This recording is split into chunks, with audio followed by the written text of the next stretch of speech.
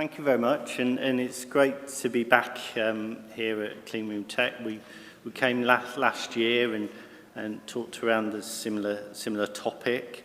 My colleague Nick did that, and we're going to give you the next kind of update around this technology.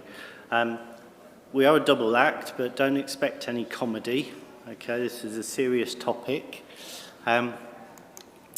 And you can read about me, but I spend my life helping predominantly pharmaceutical clients address sustainability topics, particularly around energy efficiency, but we go into water efficiency use as well. And Eco2 does that with many global organisations all around the world.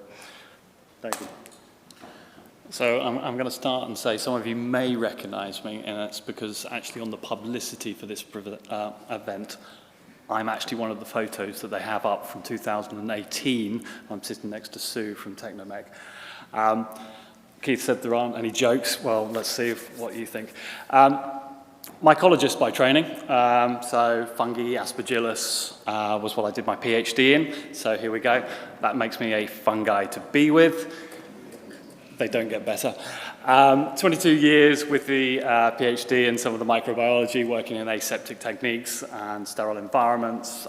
12 years working mainly with MSD it was, sterile suites, filling rooms, live organisms that we were trying to class as sterile. So that's, I suppose, me. Thanks. I'm delighted that David's agreed to join me on the platform today to talk about this really interesting project. So the agenda, I'll just give you a recap of the kind of dynamic control, the innovation technology that we're bringing to the industry. Very briefly, kind of the basic concepts of how we're approaching it. David will then talk about Cambridge Pharma particularly, and the facility that is now built and in commissioning, and we'll give you a walkthrough of that. Topic came up last year around qualifications. How on earth are you going to qualify that this facility? Because it's totally different to anything else. That's true. It's still a challenge, and I'm not going to stand here and pretend that it's easy, but we can talk through some of the approaches that we're taking to that. And then, of course, we'll show you what it does in terms of what it's going to deliver for Cambridge Pharma and what we're getting now. Okay. There will be time for questions at the end, of course. So, as we know, clean rooms are critical for many of the products that we manufacture. They're also very energy-intensive spaces. And today, the way which we generally operate clean rooms is kind of we have a design criteria, some supply air rates, some air change rates into the facility, and when we're operating the facility, maybe there's high emissions generations from people moving about or from process. But if any of you walked around a pharmaceutical facility, I've walked around maybe hundreds, most of the time there's very little going on actually in the spaces. So we're running these very energy intensive spaces all the time, and there's very little activity in them very often. And you can see that from the chart on the right there. This is in operation data in a grade C, a number of grade C rooms. Where this is 0.5 micron, greater than or equal to 0.5 micron. All the rooms are less than 3% of the class limit in operation. So all of that blank space there is safety margin, if you want, but it's very much cleaner than it really needs to be for the process. Why is this important? Because we're talking about the amount of air that we're processing through the clean rooms has a big effect on the fan power particularly, but also heating and cooling, but mainly fan power. And if we only need to change the volume a little bit to have a big impact on the energy consumed. So if I reduce the flow by 10%, theoretically there's a 28%, nearly 30% reduction. Okay, you lose something for inefficiency, but you know, it's a big impact. So too, if we have 10% more air than we really need in those spaces at any one time, you've added 30% to your energy bill for running that facility. So it's important to get this right, and lots of people talk about how we deliver efficient clean rooms and ISO 14644 Part 16 that Connor over here and I and maybe some others in the room worked on, gets right to the concept of let's design the clean rooms to be as efficient as they can be and to be right for the processes that are in them, and not to over-egg the pudding, if you like. So where we were coming from is, well, okay, if the activity and the particle generation rate in the room is variable, you know, and night times there's nothing there at all because there's no people and they've all gone home, weekends the same, then why can't we vary the flow to these spaces to deal with the contamination at that point in time? So this is what the intelligent clean room control system does.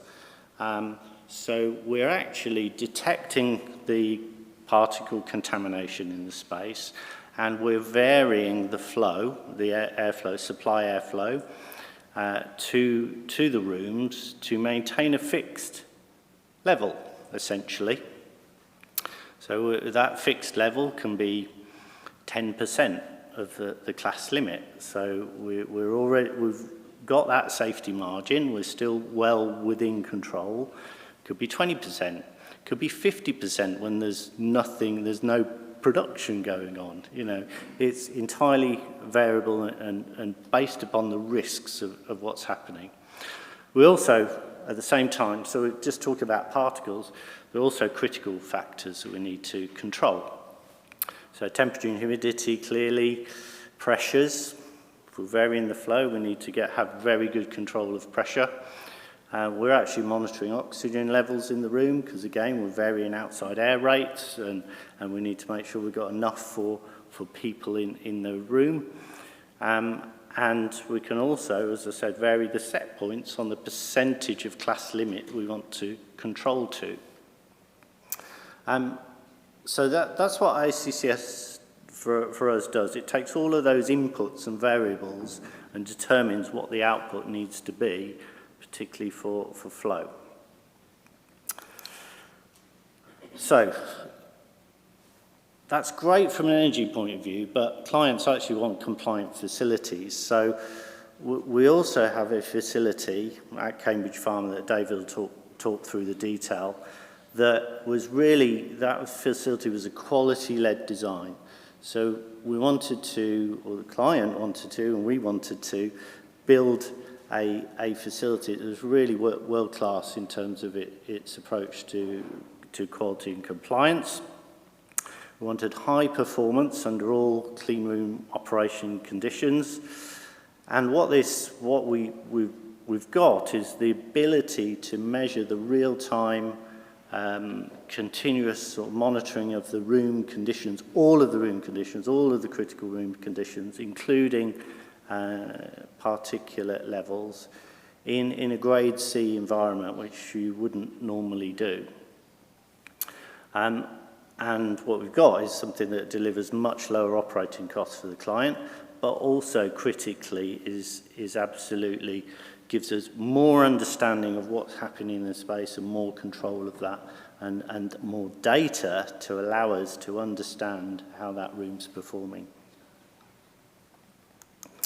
David. Take the controller as well. So give you a little bit of background to the project. We are Cambridge Pharma, who are a new CMO or company. Our kind of sister company was set up about 12 years ago by Matthew Young, who had worked for years in developing auto-injectors and other devices. And what he had found was that they're often not centered around the patient, or they can always do better, but it was always being driven by cost and by time, and he wanted to make something different. That company still is around, but obviously that's a development company, so they've set up our company to do the actual manufacturing. But we have that similar ethos, that we were looking for something a little bit different. We're prepared to try something a little bit new. We're not just going for straight down the middle, the cheapest, quickest thing that we can actually achieve. And I think as we go through it, you'll see that we've actually taken some chances here, but I think they're quite good, because actually what we really were after was the compliance. When we tried to get our drug product filled, to go into our auto-injectors, we were turning up at CMOs, and they basically went, okay, you've got a novel container. This isn't one that comes off the shelf. It's going to take us a long time to qualify it. It's going to take us a while to set the system up. So just like all good events, so I'm going to plug the drinks event this evening, my CEO sat down with the owner of the company one evening, and they went, ha ha ha, why don't we make our own clean room? They brought me in about 3 years ago. We've been through numerous designs. We've worked with some CMOs on products that we currently have. But finally, we are here. We're making our own clean room. We knew from the clients that we have, which are either very, very small startups or some of the larger ones, that we're going to have a different variety of standards and needs. In actual fact, we had one Japanese customer that we're still working with who basically said, yeah, if you're in grade C, we expect full grade B gowns, coveralls, face masks, everything, gloves. So we're looking at different standards across there from different companies. Some companies just go, give us the product as quick as you can. Others are, this is what our corporate standards are, please achieve it. So we had to make a design that could cover those aspects. But the main thing that we wanted to do was look at the compliance. 12 years ago, pretty well to the week, I started my first managerial position in a clean room. So a couple of cleaning, filling rooms, a couple of sterilization rooms, all operating under grade A air supply. I came in. The manager had left a lovely package for me. She had left about a month before I arrived, and in my in tray was a nice big pile of deviations related with outer specifications for particles within the clean rooms. Everybody knows if you're working in grade A, grade B, you're going to get them at some point. It takes a lot of time to sit down with the quality department, go through those deviations. Even if it's just one spike, you still need to actually explain why it's there and write in your justification. I also have done a couple of years of auditing and looking after CMOs, and I know as an auditor, I go into places, I pick up the reports, the quality reports, and you look at it and you go, house specifications. Can I have your report? And what we're trying to actually achieve really in clean rooms is a steady state.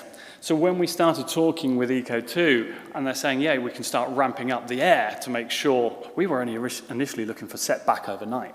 When you suddenly start talking about ramping up the air during production as different amounts of people come into the room, and you're beginning to control that, instead of having those spikes that you saw, and everybody has seen them, you know, you monitor the clean room, people go in to clean it, bang, there's the spike where the people came in, that's where they started getting the mop out.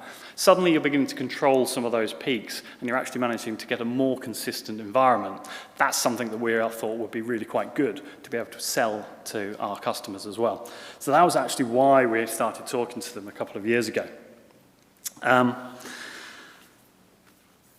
What we also found is companies are going to come to us with either a new product or one product that's on the market. They're not going to have a massive product and go, there you go, thank you very much. It's a production, out the door, here we go.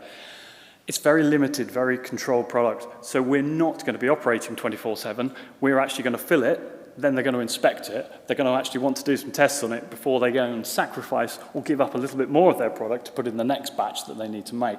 So for large chunks of our time, our facility isn't actually going to be operating as a GMP facility. It's not going to be operating filling.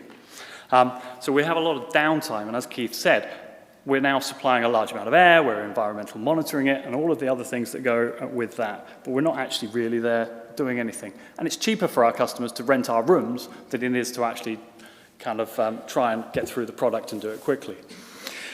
So for us, any energy savings are an added bonus to that. Also, we're using isolators, and we'll go through a little tour of the facility later. We're using isolators, so we're grade C backgrounds. It's uncommon to monitor grade C. With the system that we've got here, we will actually see that we get 24/7 data for all those rooms. Right, first time presenting to an audience in about 20 years, and they give me a video. Here we go. Yay. All right, get used to some spinning. We'll go through the facility, but as you can kind of see, this is actually from a Metaport camera. So a bit like, you Google Street Map when you can jump around from places to places on it, and you will see us jumping around. So this is an actual real picture generated from this camera. You can see through the middle, we've got a green zone. That's our grade C core, so autoclaves and wash in the middle, and 2 filling rooms either side of it. We have blue corridor around the outside. So as I've done before, blue corridor is grade D, grade C, green, and guess what color the gowns are going to be in each room so you can work out which category you're in. The flow of product is from the top, which you've seen, and going down, so it's full unidirectional. As we said, we're jumping around a little, but we're now into the autoclave room. So we have an autoclave room and a washer, both double-ended. So dirty comes into the clean area here for the autoclave, and again, through the autoclave out into the filling room, or we can do single-ended, and we can pass it through into the other filling room on the other side. You can just see, just missed it, particle counters there, which we'll pick up in this room here. Going into the filling room, jumping around, this is now the filling room. As you can see, we are still in the point of classifying it, or not classifying it, qualifying it. So you will see the odd bit around, some of the equipment is there. This is our soft-walled isolator, flat base plates, so we can bring in different equipment, different types of fill. So we're looking to be able to be quite quick, quite responsive, and being able to change things around quite quickly on this. We do actually have an air shower, and there is somewhere a video of me going through the air shower being blasted.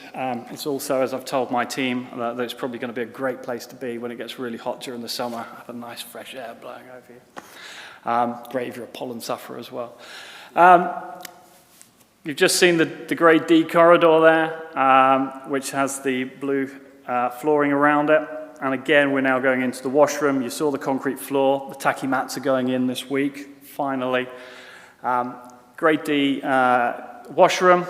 You can see that we've got the chemical bag, chemical spill kits still sitting on a table rather than actually hanging up. The orange doors, again, we color coordinated. So the orange door is going out to the outside, back into the CNC, and these are through the roller doors to the second filling room where we have a 5,000 unit automated machine. I haven't seen Paul Stanway here yet, but it's one of his bits of kit. As you can see, we're in the qualification. We've got bits missing off the side whilst we're doing that. We've got some gloves still out. This was 3.5 minutes. I thought this was going to last forever. It's done. Well done. Qualification. We've had 3 meetings with the MHRA. They've been very positive about what we were trying to achieve, and we did actually ask them at the beginning, should we go with a fixed rate air and then try and incorporate how we're going to actually set it up to do variable air rate changes. And they were like, why are you going to change it? Why don't you just go straight in? If you think it's going to work, do it. And so far, we've got it switched on. We're beginning, and Keith will talk about it, we're beginning to see particle counts in the rooms. They all look very under control, very well maintained. You've got to remember at the moment, people are just gowned in white suits, you know.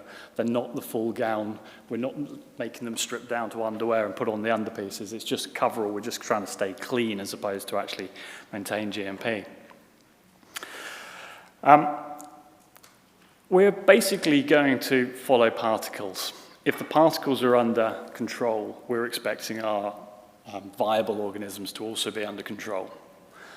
You have to remember new facilities, we are going to be quite a good standard anyway. We're operating, as I said, with the Japanese company. We've got quite a high level of gowning, slightly higher. It's not a grade B, but it is slightly higher than maybe most grade Cs would be on the way that we're enforcing it. We will obviously monitor our pressures, temperatures and humidities, but our temperatures and humidities are as much for human comfort. We don't actually have any products that require a temperature control. But again, we are seeing very stable controls throughout the room. Our humidities are down at the 45% mark, which again isn't going to be the best conditions for growth of any organisms within it. As I said, I used to look after grade B filling rooms, and I've qualified them every 6 months. I don't think we're going to do much different to what we've done in those in this facility. Following the principle that if the particles are under control, then so should the other viable organisms.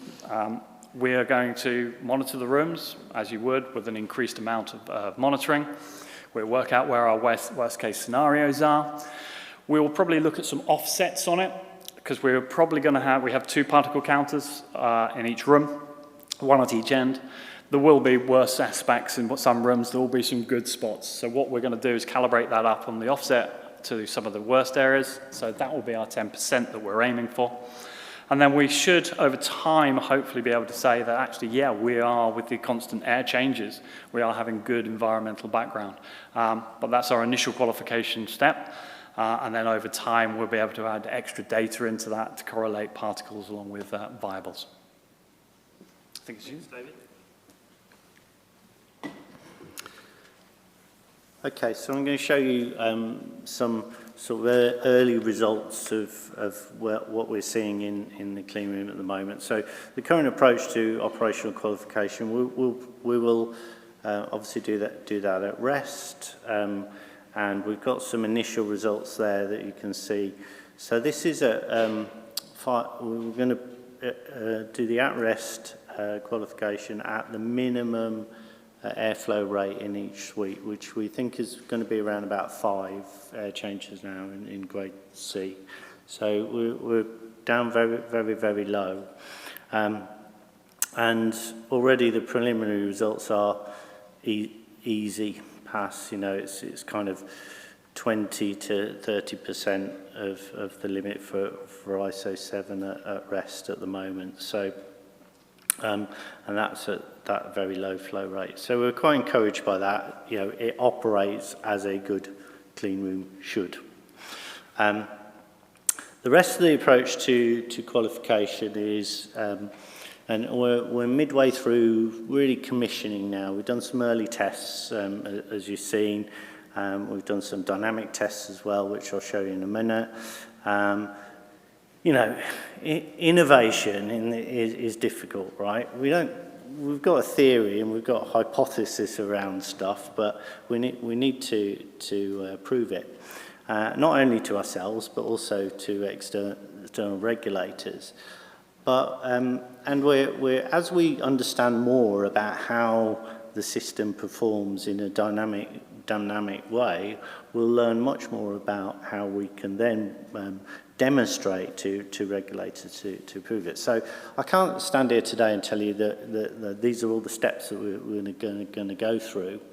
We have an hypothesis. We think that the science and the understanding is sound, and what we've seen so far in the testing is proven to be the case. As we get into proper PQ, OQ is not an issue, PQ is around we'll really discover things. But one of the things about when we optimize clean rooms now today and look at how we reduce energy in fixed flow clean rooms, you know, one of the challenges is recovery time.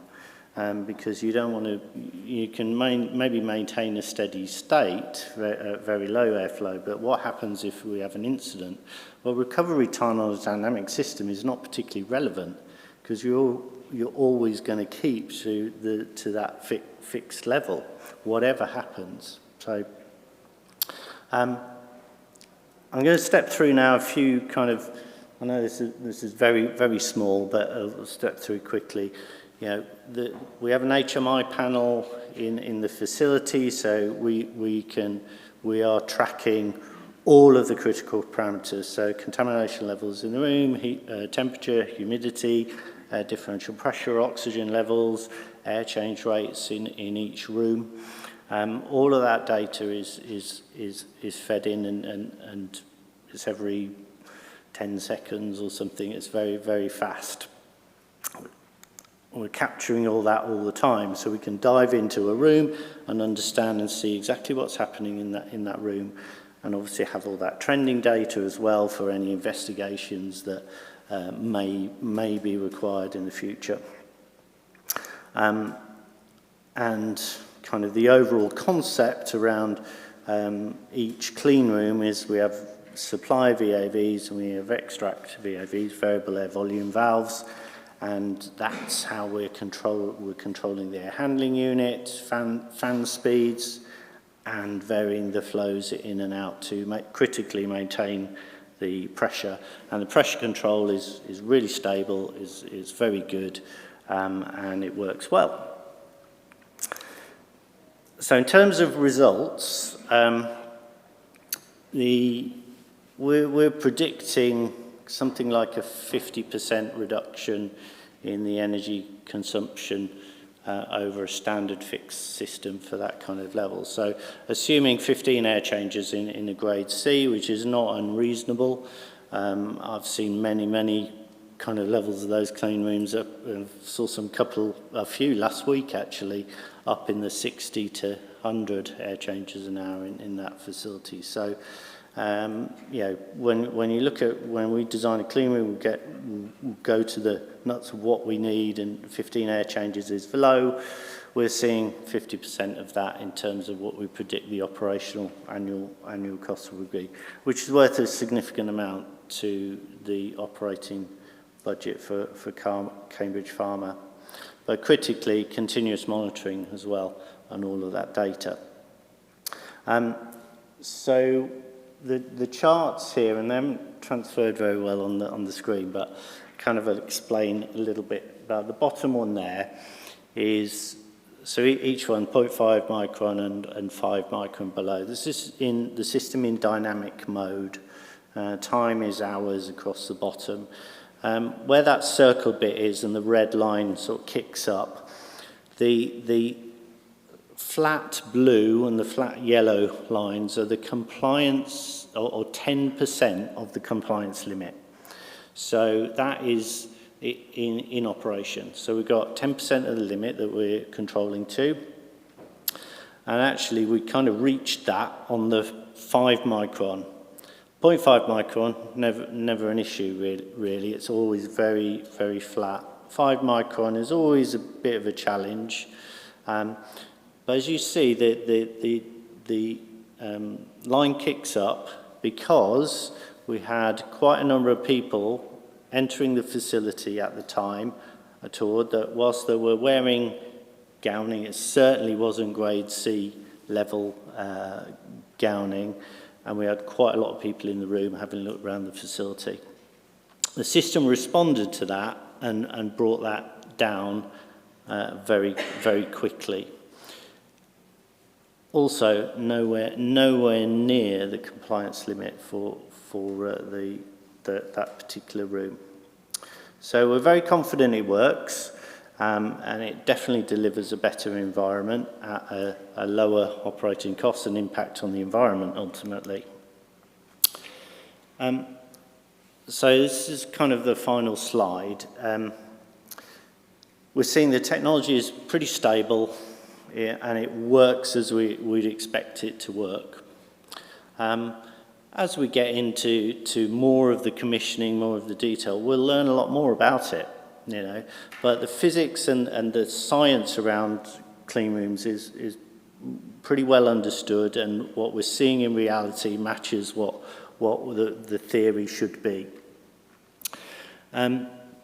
Qualification is one of the most challenging aspects, I suppose. Now we've sorted the technology, and and we're challenging the mindset because we've been qualifying a clean room the same way for forever, and now we're saying, well, actually, we can't qualify it in the same way. So what is the way that we demonstrate that we're still in control? and demonstrate to ourselves, to the client, but critically to the regulators as well. But all of us have a vested interest in figuring out those problems.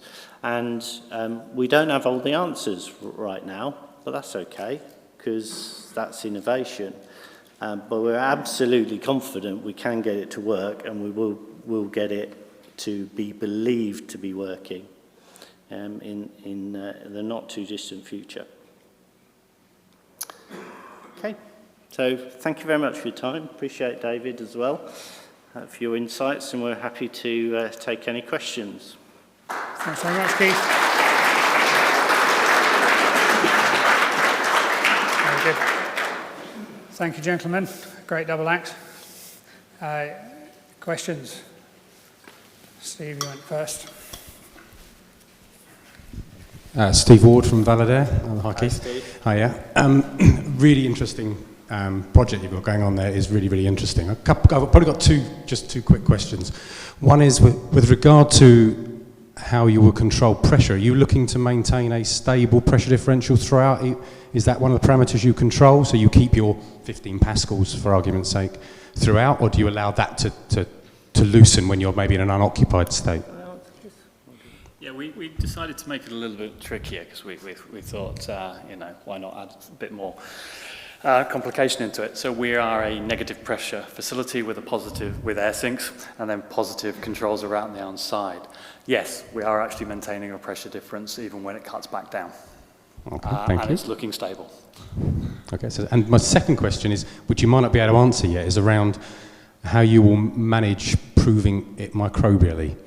And will you be looking at rapid microbial methods potentially as opposed to traditional methods? And initially, we are just going to do the standards: settle plates, active airs, put them out, hit them with a large area first, work out our worst case scenarios, and then see what happens from there.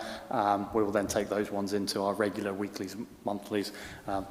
The sterile assurance manager's sitting down there, so I don't know if she wants to jump in. But then long term, yes, we'll trend it, we'll data it, we'll feedback. We've already set up the review meetings, how we're going to do it, to work back on what the results are and to make sure that we are adjusting it. From the particles that we're seeing, as I said, we're following the particles. When we're following the particles, they're all low, so we're hopeful that everything else should continue along the same lines. Okay, thank you. Good luck. We were hoping to have our first lot of results back from plates, even though we're not clean. I think we've got a fair degree of confidence in it. We didn't get the delivery last week, so they're due in this week. It's just like 1 week out. Just last point on that last question. So at RMM, I personally see that as being the next iteration, and potentially we can integrate that into the control system. It's another control parameter that the ICCS can control. So we should talk about that with you and Connor. Yeah. I think that's a really interesting question from Steve about the link between airborne particulates and the microbiological burden. And given that you're being dynamic with the airflow controls, which may also affect settling velocities of particles, then what settles and what you see on plate counts might be an interesting comparison set of data. So there's quite a few people in the room I think are watching you. Connor. Cleanrooms, again, very interesting because we've been talking about this demand control for many, many years outside of even setback. So just following on from Steve's question, obviously when you look at cleanrooms, you're looking at contamination removal. So that comes from activities, either materials coming in, people coming in, or activities within the space.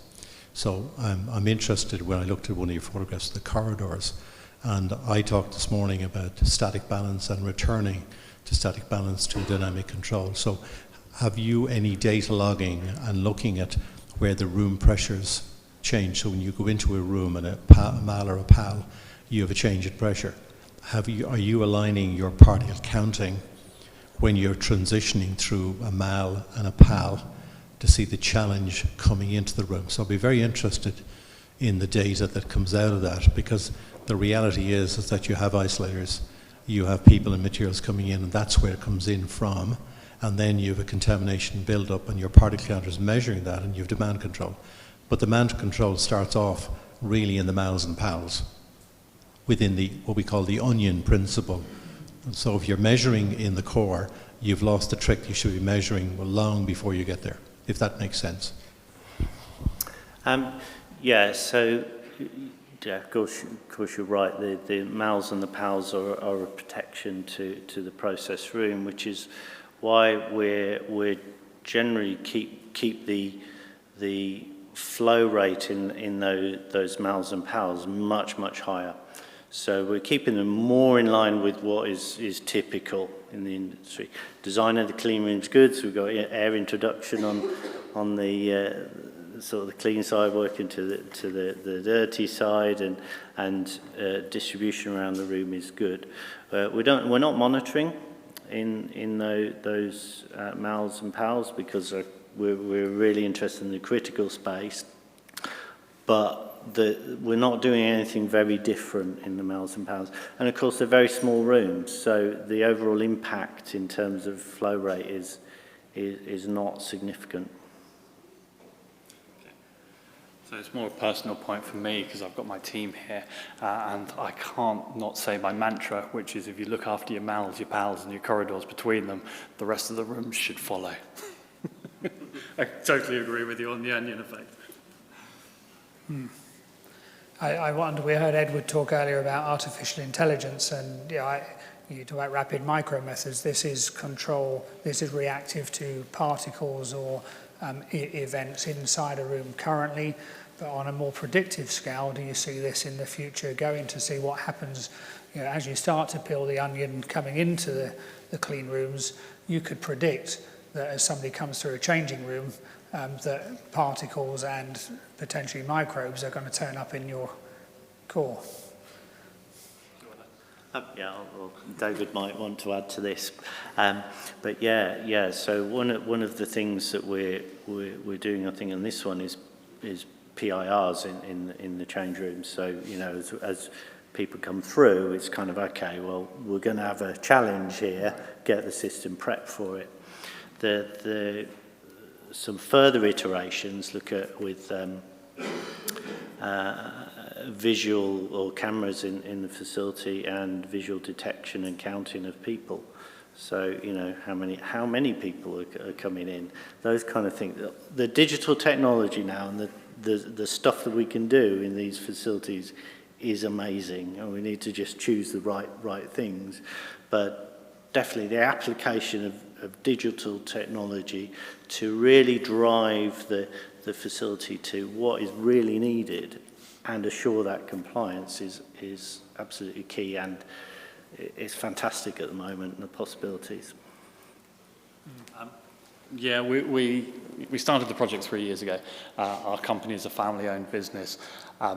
The second filling room, which now has an isolator in it, wasn't on the original plan. We didn't have the budget. So it is evolving, and yes, we do want to do more, but we also have to remember how deep our pockets are. Yeah, thanks, guys. Meet me halfway. No.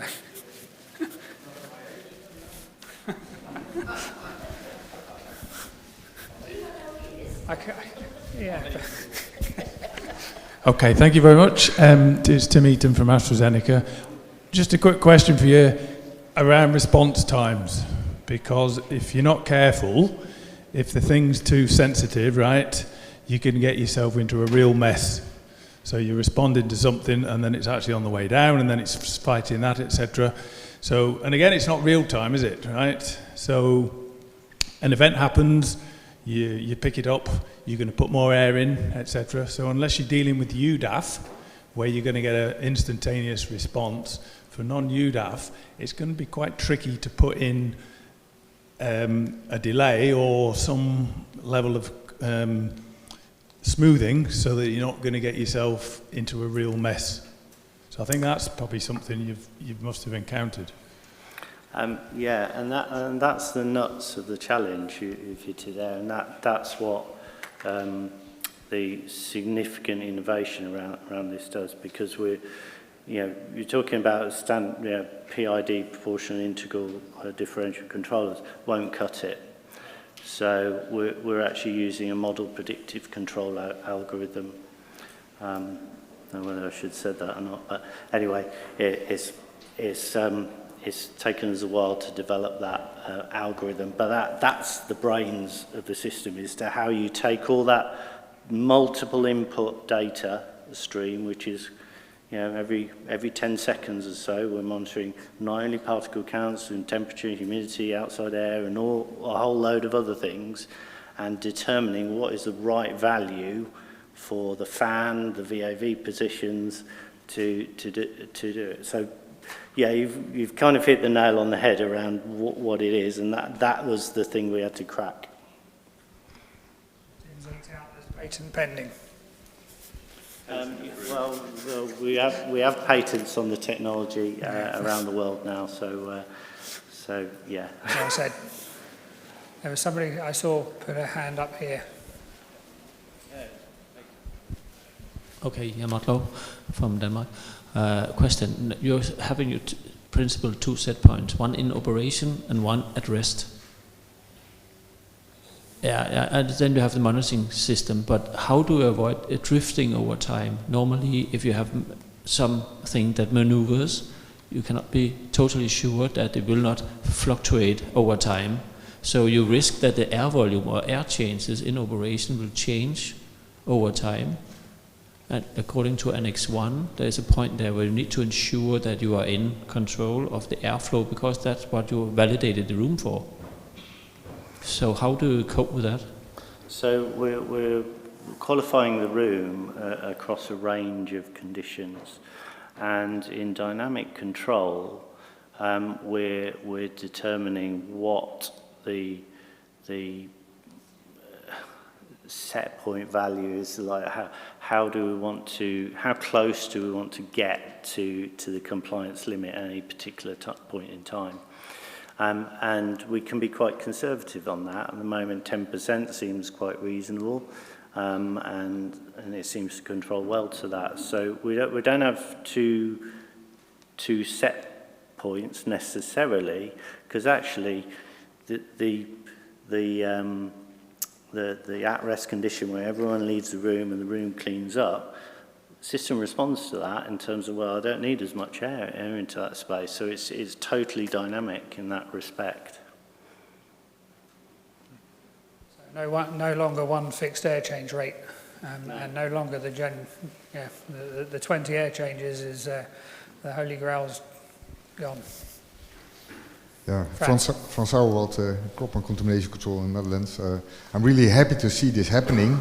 As convener of Working Group 4 of ISO, we are also looking for the design based upon the calculations, and that's one of the points. I understand that there are multiple particle counters spread over the area to do the trick. Am I right, or is it just a single one? That's the first question. And the second one is, you must be able to calculate the source strengths per person in an average way as per -16 now with this system. Because then you know the amount of air, you know the amount of people, you know the contamination level that you have, so you can calculate what is the source that you are getting rid of in total, so you can do it also per person, which is a really relevant input for doing basic calculations at the beginning anyway. We are all looking for how much dirt is going to be spread there. So that's the question also, are you doing that? And it would be nice, if possible, to publish something around that, because it's a really interesting thing. And the third comment is that probably during EMPQ, you have to identify the worst case behavior of personnel to see how the dynamic system responds to that. Because when they behave all very quietly, you won't get that response, and it might happen during normal operation. So those are the three comments. So I'll take the really difficult one. There's 2 particle counters in each room. Yeah, there's basically 2 set up in those rooms. We did discuss it. We could have added more in there. 2 roughly gives us coverage over them, either side spaced out. I refer back to my colleague here. We basically, yes, have designed our qualification that, yes, you're going to obviously start at the at-rest one. My team don't fully know yet, but they've got to go into these rooms and start doing stuff. One of the things that I think I had in my notes but I didn't pick up is we potentially, if we end up doing high potency products, you'll have 2 or 3 people working within an isolator, and then you have to actually do an inspection before it can leave the room. So I'm going to have, you know, not only just the team that's in there, but also the team that's doing the inspection. So we have factored that into our qualification that we're going to have to get them in. Don't ask me yet what we're going to get them to do. Yes, their arms will go through the isolator, they'll do that. What they're going to do in the background, I don't know. It's a hard one. Probably not what I did when I had an auditor in once from the VMD, and I introduced him to a member of staff who got very nervous, who then proceeded to get a bit of paper and do a basketball shot into the waste bin. I might actually go and get him, because that's probably going to be the worst case scenario I'm going to have. But no, we have thought about it. Can I leave you with the middle one? Yeah, so the emissions rates from people, yeah, it could be really interesting to look at that, and we'll have a ton of we already have a ton of data around it. But once we get into a more controlled kind of studying, particularly in PQ and OQ, we are going to test the facility. We are going to challenge it, probably more so than the reality will be in operation, because we want to know the envelopes of performance of this system. Actually, we want to understand where the edges are and where it breaks down as best we can, because then we'll know we're always in a safe place. But yeah, it could be a nice paper. I think there's a lot of questions coming around the air change rates. That's of interest. There's a big energy saving, but also the particle counting, and everybody has to do it in their clean room in some way, shape or form for classification and for monitoring. So I think there's a lot more considerations of how you've chosen 2 in each room in 2 positions, 1 at each end, I think you said, but you've probably verified in some sense why you put them in those 2 positions. Would be interesting also to see how that compares, given your air flow patterns, where the air's coming from, where it's going to, whether those are in the best location for every type of event that you might see, as opposed to looking at return air, for example, and looking at an aggregate of all of the events in a clean room. So a lot of a journey, I think, Keith. Yeah, just the last comment on that particularly. Yeah, we put the counters where we think is a worst case condition, or certainly not the best. So they're away from the supplier grills, they're on the edges of the room. Yeah, part of the approach is we're characterising that clean room so we can understand, and the monitoring is to characterise that clean room and then relate what we see from a conventional kind of qualification approach, relate that to what we're seeing on the detectors in their locations, and then we can offset that as necessary, or deal with that data, so we can always be in a good place. And as I said, we're testing at the edges of performance, so we know where our safe zone will be at any point in time. Okay, we're going to have to stop that there in the interest of time. I think we could talk to you both for the next hour or so. So a lot of questions. We're outside on the left, if anyone wants to come and talk. Please go and hunt the guys down. And we're interested to see what the next chapter in this reveals. Thank you very much again for your presentation.